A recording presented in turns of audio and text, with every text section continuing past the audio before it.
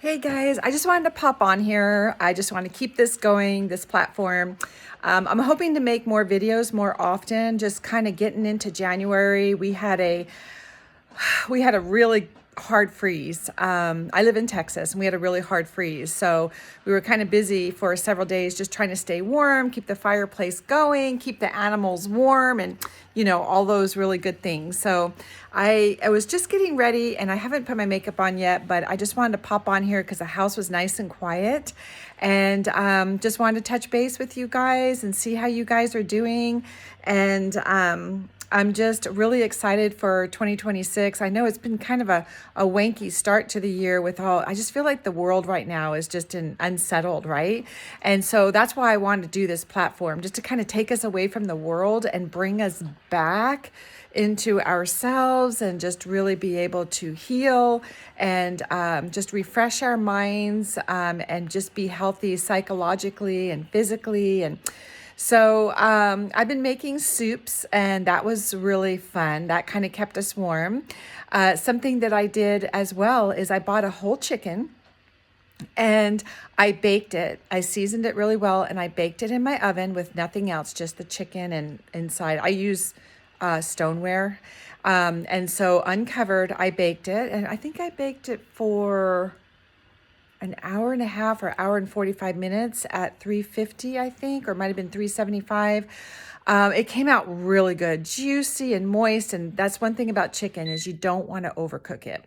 And so then I took it out of the oven and I let it cool, and I got on some gloves. I just buy like those box gloves, medical grade, like box gloves.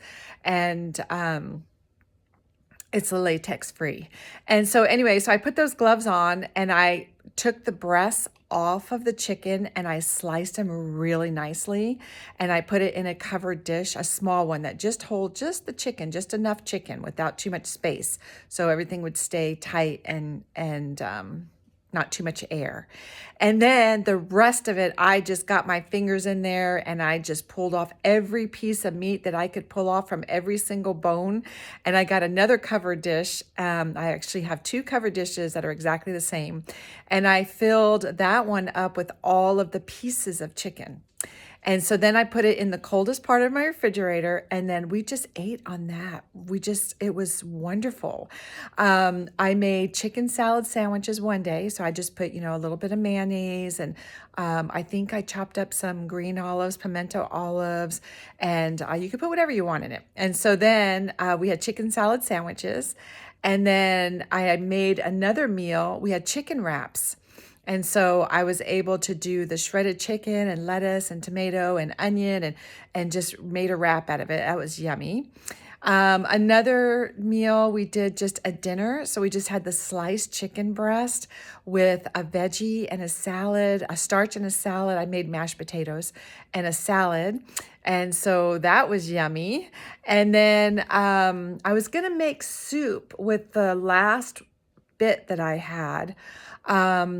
But I didn't. What did I do with the last bit? I gave my dogs a little bit. I'm very careful about table food with my dogs, but I did sprinkle some of that chicken on top, an unseasoned part, and they really, really enjoyed that. So yeah, so I'm trying to think what we had. You know what I did? I did the chicken breast, and I made some homemade gravy, like brown gravy, and then we had like hot gravy over the mashed potatoes and the chicken, and it changed it up, and it was really, really good. So that's what we did here. That was a lot of fun. We kept our fireplace going for like 3 days straight. My husband, because Texas sometimes will get like really cold winters and sometimes it won't get too cold, but so far since we moved here, we've always gotten snow every year, at least 1 or 2 days. And so we got a half a cord. My husband got a half a cord of wood this year. Well, right before that storm came with all the warnings and everything, he said, I don't think that half cord, we already used some of it, I don't think that's going to last us. So he went and he tried to get the other half a cord from the guy that we get it from. And the guy said, "Oh no, I'm out. Like people are like trying to get wood. They're trying to stock up on wood and this and that." And I was like, "Oh gosh." And so after like 3 or 4 people, my husband finally found somebody, and the guy said, "Okay, I'll save you a half a cord, but you have to come get it. You just have to come get it because I'm delivering wood to all kinds of people, and I don't have time. I can't do any more deliveries." So my husband drove like almost 2 hours away to go get wood. So if we're going to pay for wood, it needs to be like high quality, dry, nice wood. Like I like my wood to be light and dry, and I liked it for it to be good pieces, not just random pieces that they picked up off out of the woods. And I like when I put it in my fireplace if it smells nicely, like oak or pine. And so anyway, this guy had beautiful wood, just like our normal guy. So I told my husband we can always call him if we have to. So we had enough wood. We just kept the fireplace going. We kept it going for like 3 solid days, except for when we went to bed. Then we were under our down blanket, and then we ran it for like maybe a few hours, like in the morning for a couple days, because it's really cold in the morning. And then yesterday we didn't light it, and then today we lit it because it's going to get cold again tonight and tomorrow. And I could feel it. Like I'm outside and I can really feel it. So right behind me right here, do you see this fig tree that has plastic over it? So I bought this fig tree. Careful. I bought this fig tree like 3.5 years ago.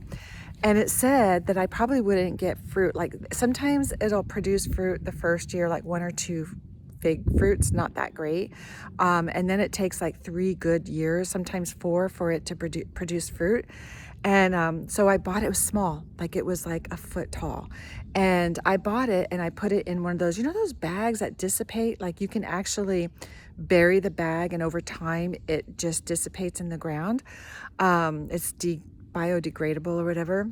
Well, so I put it in one of those, but I had it on my back patio and I took really good care of it. I'd get it out of the wind when it was windy, and I'd get it out of the hot sun in the summer and put it in the shade, but I'd make sure it had enough sun, and I just babied this thing. And then in the wintertime, it would get really cold. I would have it in my husband's garage right back there. You can see my husband's garage. It has a sliding glass door, the back part of it. And I had it right there in the glass so it would get the sun, the warm sun, but then it would stay warm and not have, freezing temperatures.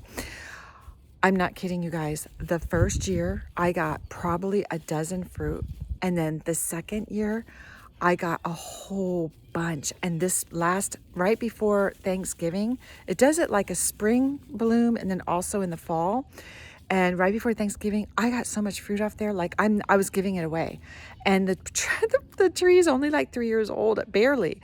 And so that I'm just so blessed by it. But anyway, so I know a lot of people say, "Hey, you're not supposed to put plastic," but it's okay, because what I do is I have one piece of plastic around it that is just kind of open on the top and open on the bottom and just kind of holding the branches together. And I do that for like our normal winter evenings, and then I unclip it. I use clothespins and I unclip it and let it get the full sun and the beautifulness of the day. And then at around 4 or 5 o'clock, I'll wrap it lightly again. And it's been loving that for the winter. But for this freeze, I had that, and I also got one. It's like a big trash bag, but really, really big. It's for trees. And I got that, and I covered the whole thing and kind of tightened it, with the clothespins. And that way, when it rained and ice was on it, it was just falling off the plastic and just really protecting it. Because they say that if you get a hard freeze on your fig tree, you're not going to get really good fruit in the spring. And that's the reason why. And they said if you don't get good fruit in the spring, it's because of the winter. It's because it froze in the winter. So anyway, so yesterday, because we didn't light a fireplace and it was such a beautiful day, Not only did I take the top off, I also took the other one off and I let it just have full on beautiful sun from like 11 a.m. until 4. And, nothing's wet because if it gets moist under there and gets wet, that it causes like mold and fungus. And that's why people worry about plastic. But I only have one tree. I don't have like a dozen. Some people have a dozen trees. They could never do this, right? So they have to use specific things. Like I know they use dry pine needles under there to keep it dry, and they'll use a certain type of material with a zipper, and that's great. But some of them still have problems with fungus and mold. So I do this. It's working. I'll let you know how things look in the spring, but I think as long as I don't let moisture build up under there and stay there for days, I think it's perfectly fine. So I just air it out, and I think that's what we should do. Fig trees are supposed to handle the seasons, right? They're not made naturally and to be covered and stuff. Oh, there's we can see our geese flying around. Yeah, we live on the lake in Texas. We've had that boat since we were like first married. We've had that boat forever, but we've taken such good care of it. It's in great shape. We've taken great care of it.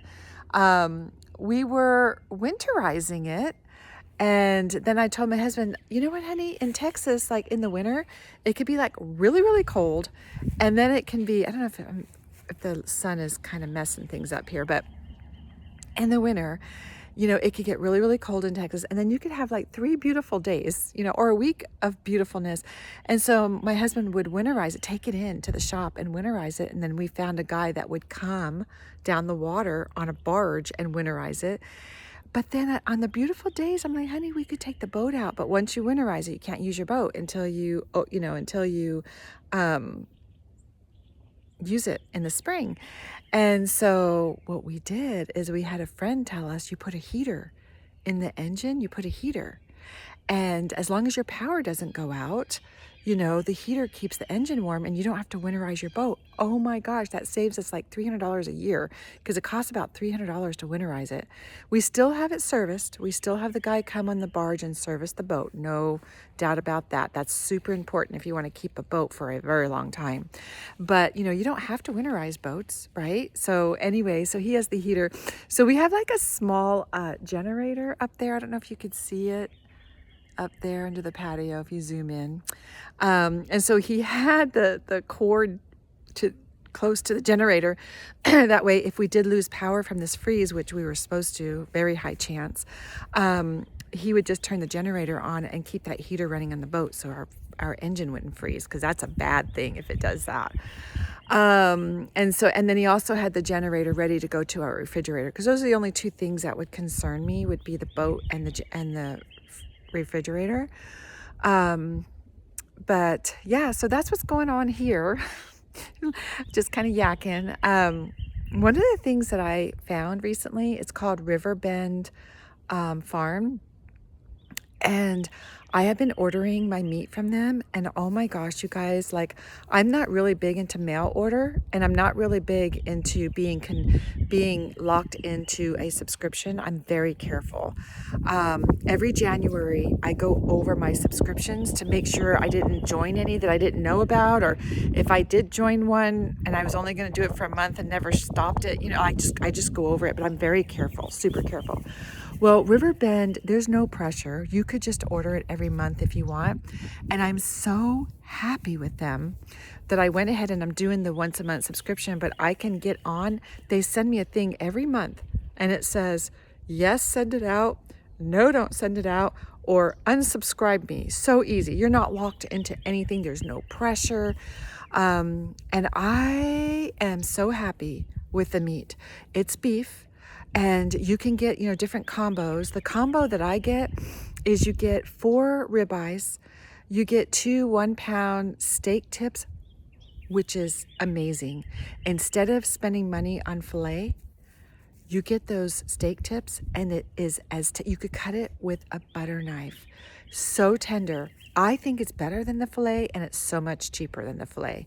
And then it comes with 2 packages of hamburger meat, Oh, it comes with 4 ribeyes. 4 ribeyes, 2 1-pound packages of hamburger meat, and 2 tri-tip things. And then the last time I got a package of pre-patted hamburger patties, and this time I got 2 packages of 100% all beef hot dogs. We're not big hamburger and hot dog eaters, but whenever we have a gathering, I like to have it. Or I like to sometimes just, as a treat, just chop up some hot dogs and warm it in the skillet and mix stuff with it. That's just a little treat that I have. But I just make sure it's all beef, high quality, a lot of times kosher. Like if I do a store-bought one, I always buy Hebrew National, because it's kosher and it's pure all beef. And these are all beef too.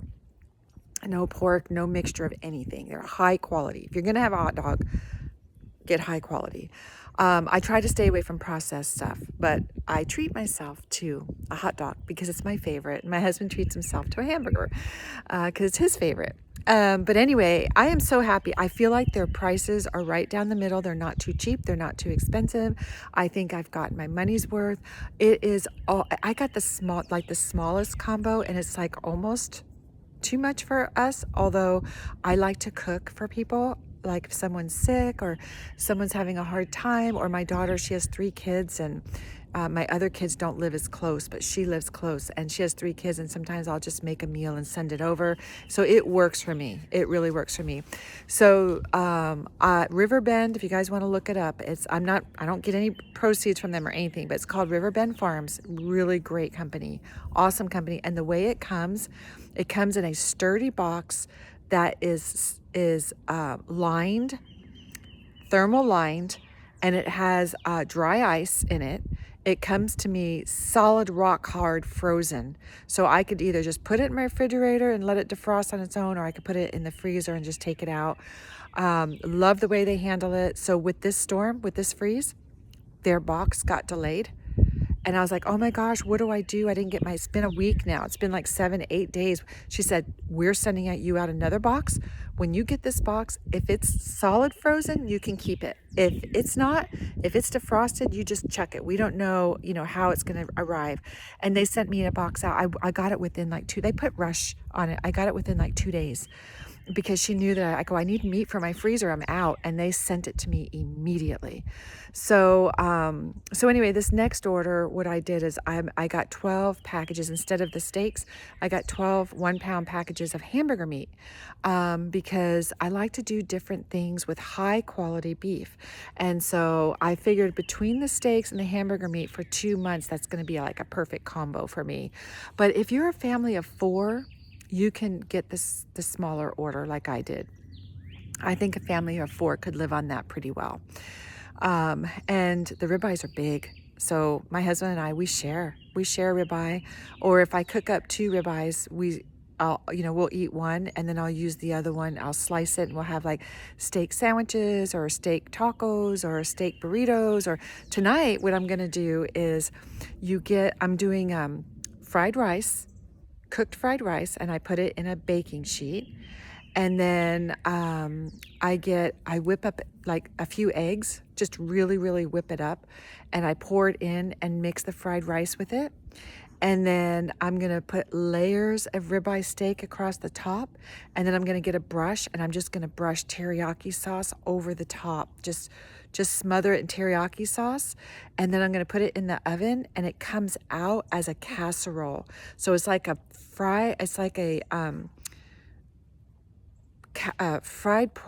pork fried rice. It's not pork. It's like fried rice casserole with this steak, really thin sliced steak with teriyaki on top. That's what I'm going to make tonight. So there's so many things that you can make that's healthy. Really, we'll talk more about that. As you guys know, I was a dental hygienist for 30 years, and I was a registered dental assistant first. Then I went back to school and became a registered dental hygienist. And before that, I was a holistic health practitioner. So I've had numerous years of schooling, and had a great career. And I used all of it for my hygiene. I was able to help when it came to dental assisting, helping the dentist, when it came to holistic health practitioner and diet and nutrition and health aspect of things. I used it all with my dental hygiene, just had a lovely career. Um, so anyway, we'll talk more, in the future about nutrition and just different things. But for now, I want to share my life with you.